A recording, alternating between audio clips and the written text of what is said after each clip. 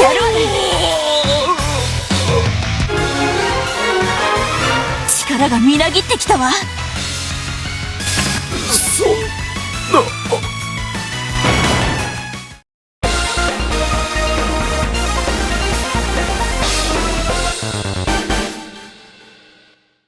ニコリスはこの先に逃げたようだな。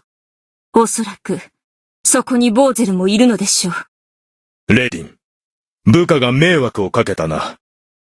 ディゴス陛下。いえ、来ていただけて助かりました。ここからは私も共に進ませてもらおう。操られ死んでいった者たちの仇を取らねばならん。はい。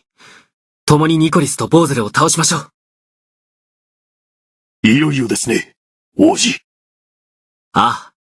全軍、進軍せよ。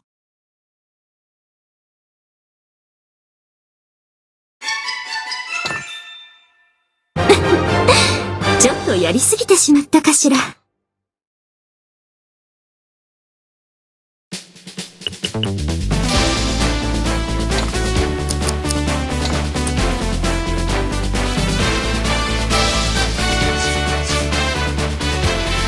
回復したディゴスと共にナーギャと闇の軍勢を打ち破ったレディンたち。逃げたニコリスを追ってベルゼリアの奥深く地下神殿へと足を進めた彼らを待ち構えていたのは、ボーゼル率いる大量の魔物たち。